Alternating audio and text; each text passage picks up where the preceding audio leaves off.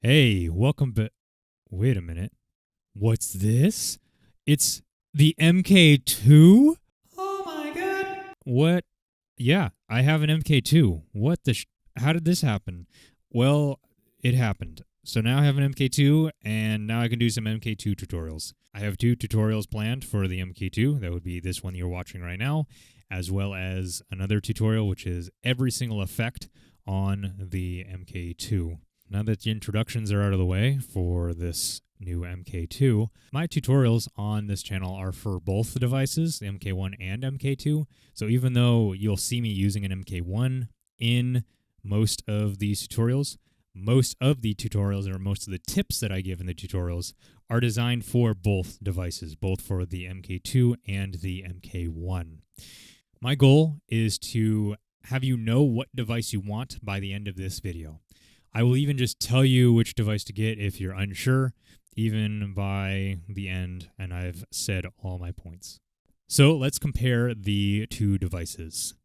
Let's talk about the MK1 first. I'll talk about skills and difficulty, support, technical specs, and some other points on both devices. So as far as skills and difficulty, the skill floor is lower for the MK1. You can pick up this device and know how to use it fairly quickly, and you also don't need to know a lot about the device itself to start using it. It's pretty straightforward to start looping on this.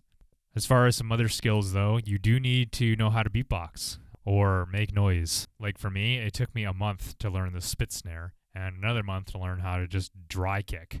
I never needed them when I solo beatboxed, but I know them now, and because of this loop station, my skills have improved. Like, I also learned several other ways you can do a kick. Like, I hate the looper kick. Like, it's, gross. I don't like it. But I learned other things, like the, side lip kick. Like, that is so much cleaner than my usual kick. Like, it's nice. It sounds much better. And that's because of this device right here. Under the support category, there is none from the company for the MK1, unfortunately, because they don't make them anymore. And it is also much harder to obtain because they don't make them anymore. You do get a lot more full track tutorials, though. So if you want to learn like full songs, there is a lot more full track tutorials on for the MK1 than there is for the MK2.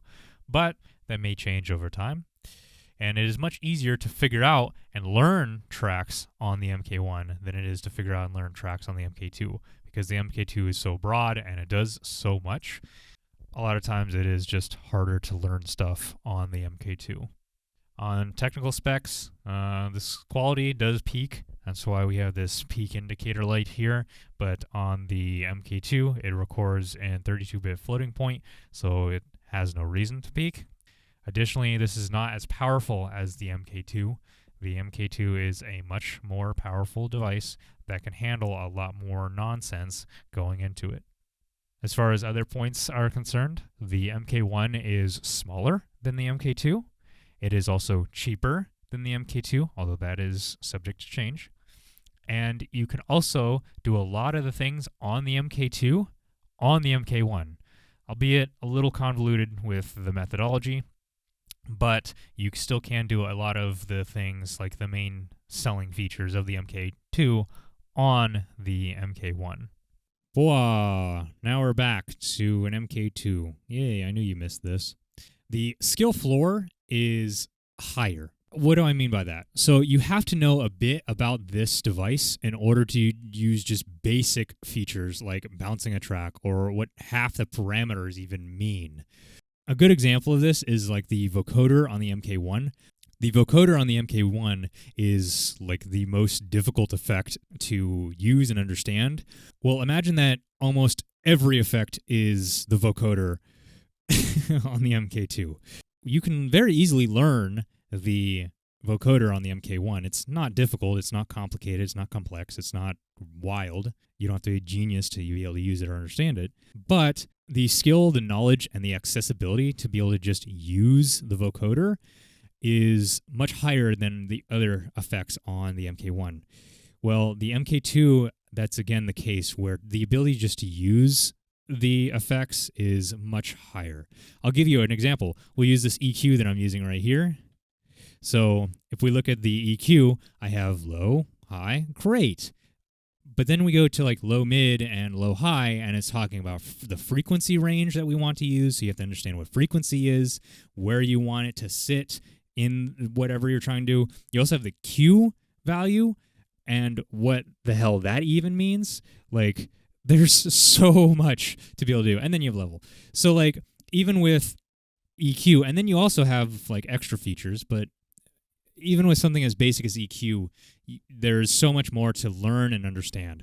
That is where I'm coming from when I say that the skill floor is higher. The menu is more complex, but you can see a lot more at once. So the actual screen itself is updated. You can see and do a whole lot more in this menu here, which is, I think, is a positive. Whereas the MK1, you're kind of limited to the amount you can see. However, there's a lot more stuff happening, a lot more going on, whereas the MK1 is very, very simple. You just you see what you need to see on the screen. Versus here, you can see more information, but there's a lot more information. So if you're trying to see a certain value, see a certain number, trying to hit a certain value with the knob, you have to take a little bit more time to notice what is being affected or what you want to change or where do you want to find the thing. On the MK1, you still have to scroll through to be able to get to the setting that you want to have, but that's not the case with the MK2 because, yes, you still have to scroll, but more information is displayed. Like I can just stay on one screen and I can affect 3 different parameters just without even changing screens. Some things on the MK2 are easier if you can figure out how to do them. Doing certain sounds or certain frequencies or certain things may be easier on the MK2 because of how vast the instrument is now. Next is support. This thing is still being made as of 2024. They're still making these. The warranty on it is still good as long as your device is still within the warranty versus the MK1, not so much. This device can be repaired because they're still making them. They're still making parts for these, so they can replace parts if need be. It's really easy to get a new one of these if this breaks, which is thank God, because if my MK1 broke, that's going to be a problem. This, I could just go down the store and to my local music shop and just get another one if I want to. Another piece of support is tutorials. Now, at the time of me writing this script, there was a lot more MK1 tutorials than there was MK2 tutorials. However, it has been, 9 months since I've written this script.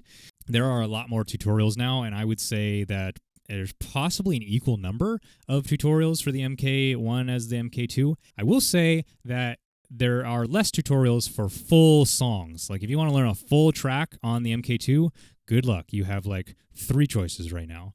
But that will change as time goes on. Next, let's talk about the technical specs. The MK2 records in 32-bit floating point. What that means, very basically, is that your sound will no longer clip. So the audio is going to come in a lot more cleaner, a lot more clearer, and you can be as obnoxious as you want, and the audio won't clip. That's why there's no peak light on the MK2 versus the MK1 has a peak light. It's also easier to edit and mix with this because you can isolate your individual tracks. So mixing is now much better and easier with the MK2 than it was on the MK1. Other points is if we're talking about battling meta, it's moved on. It's moved on to the MK2. In my script, I put is moving on to MK2 because of how long ago I wrote this script. But at this point, it's moved on. It is gone. Good luck winning a battle with the MK1 unless you're Biscuit. Good luck. It's unfortunate because I personally prefer the MK1 just with my brain and how I like to use it. But at the same time, I've also figured out how to do MK2 tricks on the MK1. So I've expanded my ability to what I can do on the MK1. If you want to learn how to do MK2 stuff on the MK1, you can watch this tutorial right here. But the battling meta is now on MK2. Another point about this is that it's bigger. Storage-wise, you need something bigger. You can get one of the backpacks that Boss is selling. I own one of these backpacks. They are freaking awesome. They are a bit expensive, but to me it was worth getting the backpack, and I can travel with this MK2 anywhere I want. Another point is that the MK2 is more expensive. So the MK1 is about 1.5 to 200 euros less than the MK2. So you're going to be paying more for the MK2, but over time the prices should level out, but that's not going to happen for quite a bit. Another thing that's different is there's no input knob, which really, really sucks. I put an input knob here on my microphone so I can kind of change my input level, but that now uses a slot on my knobs here that I could otherwise use for something else. I am not able to adjust the rhythm level very easily. I have to go through like 100 different menus to adjust the rhythm level, whereas before I could just push one button and then boom, change the rhythm level that way. So that's another slot that I have to now use up. And then my memory, there's no memory knob, so I have to use another slot to just change the friggin' memory on this thing. So 3 of my knobs on the MK2 are dedicated to knobs that were on the MK1 that I now have to use. Another thing that would be really nice to be able to do is be able to change these across memories, but from what I can tell, I can't do that. I can't set these up like per memory. I can only set it up per every memory in the system settings. Another thing that is a fault with this device is a lot more buggy.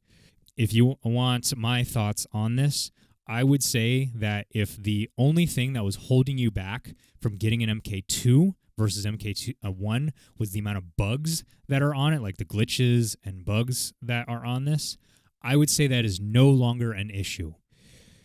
I was hoping that someone would tell that to me for the longest time, but nobody did. I kind of had to take a gamble on it, but exploring this device, I've had several issues with it, but they have been because I just don't understand the device yet, and I've been able to solve those problems. So this device is a lot more consistent now. This has definitely gotten a lot better with the updates. They are continuing to update it. That's also nice. Whereas the MK1, they're no longer updating it. One thing to keep in mind about bugs is that the MK1 will probably have a lot more hardware issues than software issues. Software is pretty solid for the MK1, whereas the hardware it'll age and it'll get old. With the MK2, you can update the hardware and get a new hardware, and they're even updating the software with this. There's that difference as well. So, which one of these devices should you buy? Well, it depends on what your musical needs/wants are. I made one of my helpful Playgue charts to help understand the two devices a little bit better. There's a lot on this. This is pretty much the tutorial that I just gave you all in one little chart. This is constantly being updated, constantly changing as time goes on, so there may be more green in the MK2 as time goes on versus the MK1, and it may be better to get an MK2 than an MK1 as time goes on. This is also everything here on this list is with nuance. Yes, you can improv and play live with the MK2, and yes, you can mix and make melodies with the MK1. A casual or a professional looper can use both devices. Like, take this chart as a very, very basic outline, skeleton of reasons to consider one device over another, but don't let this chart force you to pick well, there's a lot more green in this section here, so I should probably just think about what you want to do, what you want to accomplish, and use this chart as a general guide. But let's talk about which device should you get. Well, it depends on what your musical needs and or wants are. Instead of just saying, here are the differences, have fun, I will break this down. Here's how to decide which device to get. The question that you need to ask yourself is, what do I want to do with it? Like, if you wanted to battle, MK2. If you want something cheap and fun, MK1. Whatever your needs are, see which device fits those needs the most. But Playgue, both of the devices fit my needs. What do I do? Like, you might want to battle, but it's not a strong need. And you might want to make studio songs, but you just want a second device, or you're a beginner and are unsure. Or you just want a loop station to play a guitar on. Whatever. Then what you're going to do is you're going to get what you think is most practical to you. Okay? So if it's price is the most practical to you, MK1. If it's company support, MK2.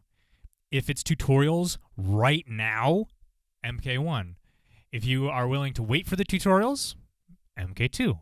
If you are still not sure, and if you're at this point and you're still not sure, what do your friends have? If your friends have an MK1 or an MK2, get what your friends have, because you can jam together and you can work together and learn things together. Is the RC505 even for you? Like, would another loop station, like a Chaos Pad or maybe even Loopy Pro, be a better suited loop station for you? And with all that said, if you are still at this point in the video, still unsure after everything that was said, I will just tell you what to get. You ready? You ready? It's just like the EQ tutorial. I'm not going to dick around and be like, "Oh God, well, it is whatever sounds best to your ears. That is the type of EQ that you should use. It's up to your..." No. Let me just tell you the answer. If you need someone to tell you which one to get and you're still unsure. MK1. Learn this device first. Learn how to make music on it. You'll then move on to the MK2 and be kilometers ahead of everyone else. If you start with the MK2, you'll be making slower progress, but eventually you will surpass the MK1. If you start with the MK1, you'll surpass the MK2 even faster. A lot of the pitfalls and shortfalls of the MK2 will no longer be existent because you already have the training from the MK1. Additionally, with the MK1, it is just so much easier to learn how to loop on the MK1 than it is to learn how to loop on the MK2. The MK2 has a lot more features, a lot more options. It can get very overwhelming, especially for someone who's new into looping. That is a lot. The MK1 has quite a few options, but it is a lot more palatable for people who are beginners. So that's why I'm recommending that you get the MK1 if you are just completely unsure at this point in the video. Bottom line, I will say that no matter which one you get, you will be happy. You can always get the other if you love it enough. In conclusion, I am not the end-all be-all in which loop station you should own. I think the reason people get caught up in which device to get is because of the nuance. Everything I've said in this video can be combated with, well, technically, or sort of, but, and they are right. Absolutely, they are right. I am hoping that with this video, I've given you a more definitive look at both types, and that I've helped you determine which device will be better for you in this moment in your looping journey. There isn't really a right or a wrong way to start it, but there are ways to make it more or less painful. And hopefully this video has helped you decide the less painful option. Check out my 49 other loop station tutorials that I have done on the MK1. If you are getting an MK2, also check out like at least 40 of my tutorials, because most of the things that can be applied on the MK1 can also be applied on the MK2. So you're learning for both devices, which is fantastic. But with all that said, thank you for watching. I'll see you in the next one.